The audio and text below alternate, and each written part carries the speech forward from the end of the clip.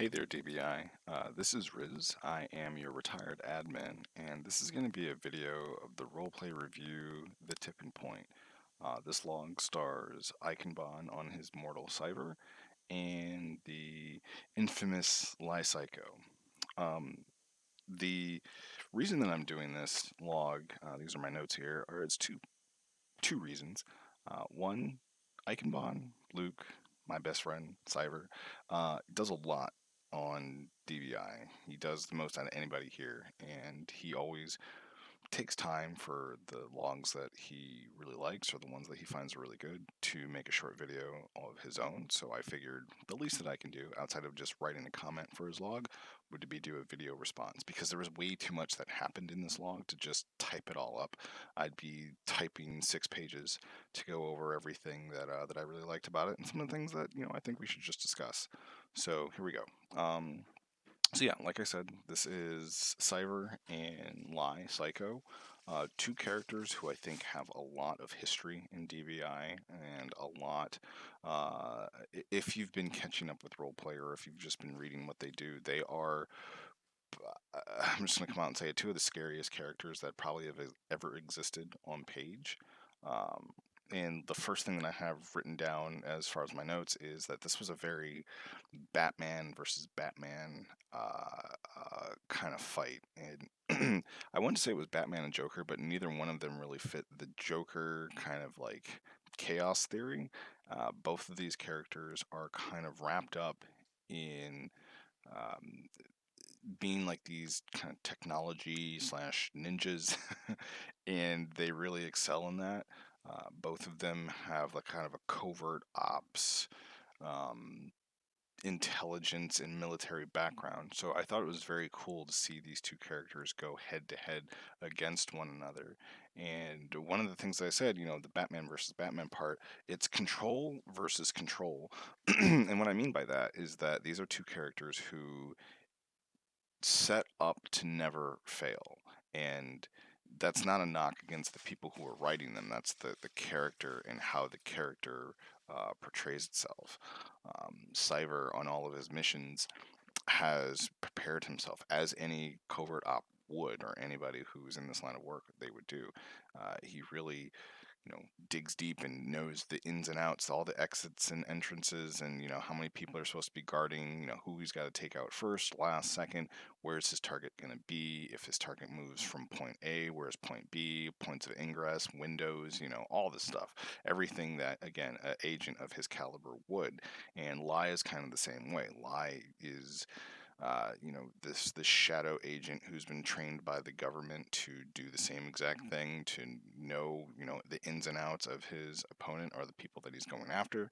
And it really goes to show that when these two kind of characters interact, what kind of outcome are we going to have? Well, this was a very awesome outcome. I really liked this log. I was talking to Luke earlier today, and I told him that this was probably the best on page fight that we've had, as far as how you guys kind of put out the scene and painted the picture, how your characters interact with one another, how the battle flows, which for a lot of these it's really hard to do. And it's been the best that we've had in a very long time. I would probably say the best in the last 2 ages, and that's including the last age with the last P wipe and everything. And it may just be my old man memory; I'm just not remembering it correctly. But yeah, it was really good. Um, there is a lot of history that goes into this log, um, and we kind of get it through the point of view of mostly Cyber, who talks about it. He kind of ties everything together from the previous logs that they did. And if you guys watching this haven't seen or haven't read it, there is a log series called The Broken Crown. I highly recommend it. It references that. It references, to the things that happened kind of more recently on Nig Yellow and Isuria, and it kind of talks about the things that we've established as a roleplay universe, and I really personally like that because it deviates from this is Dragon Ball Z and it creates this is Dragon Ball Infinity. And a lot of people who are new to the chat channel will always want to, go off the source material.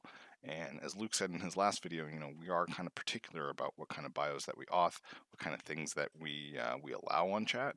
And one of them is like we want to deviate from Dragon Ball, Dragon Ball Z, Dragon Ball Super, GT doesn't exist, and get more into the mindset of this is Dragon Ball Infinity, do this. Because all of these things already exist. We have such a deep history that we want to add to it. So rather than somebody saying, like, oh, I'm part of this thing that's already happened, it's like, no, be a part of this story arc, like the Venom arc. It could come out to be one of those things where, like, oh, this scene that happened in the Venom role play is going to be memorable and we're going to remember it forever and we're going to talk about it forever, and that becomes etched in history.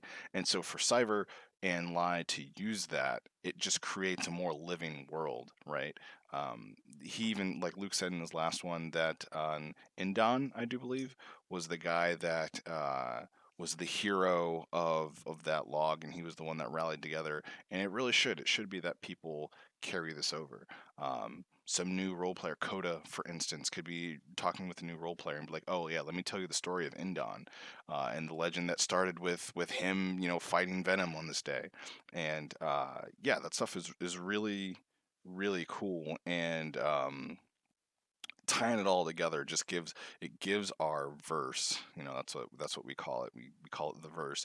It gives it a reality, and it kind of flows all together. Um, so that was a really nice touch. There are some things that happened in this log where I was like, I don't know about that. And the big thing, and I already talked to Ike about this, it was just that this did not feel like a Starless or a Tier Zero fight to me. The combat was very involved. It was very involved with more Cyber using his Astro sliding, and I won't spoil the ending, but he has this big move at the end that kind of resolves it. It Let me back up. I'll say that Cyber was fighting at a caliber higher than what I would say a Starless or a Tier Zero should be, but Lai was right there on the edge. And the cool thing about Lai in this iteration of the Shadow is that he uses these implants and he uses these kind of drugs to kind of get himself amped up to that metahuman level. And it is cheap.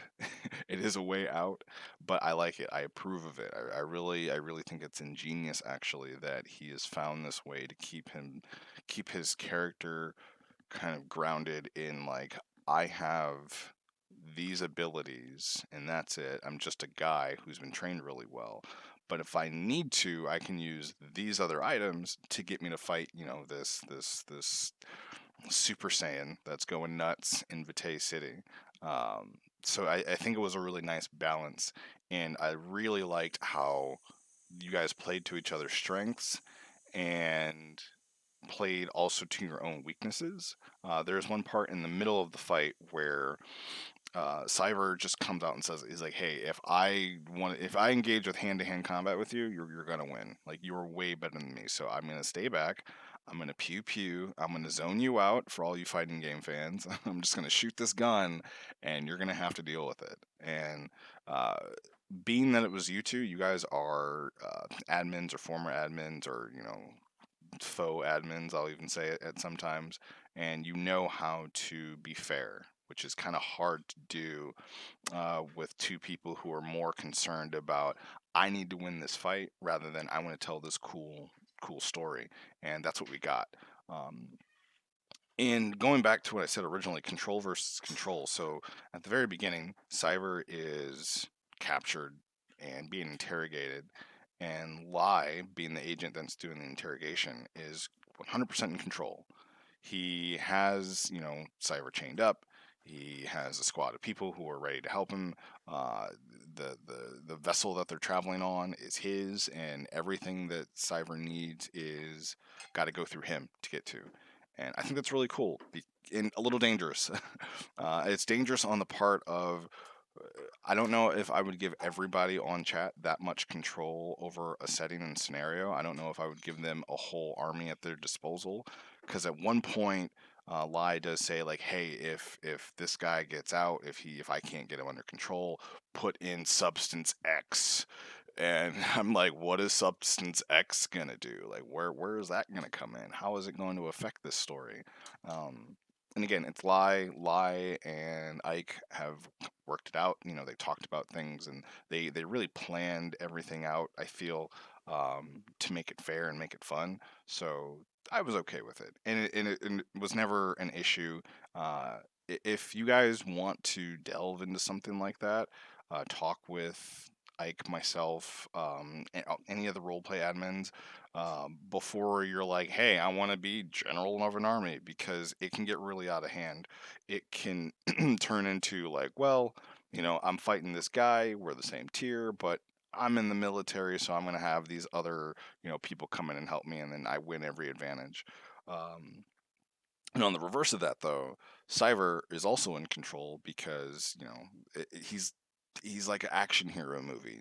The two nameless soldiers that were in the room with Lai are taken out. Like anybody would, right? Like James Bond is going to knock these two guys out and go after the bad guy. And he also, was like, hey, like, Shadow, I'm gonna blow this shit up.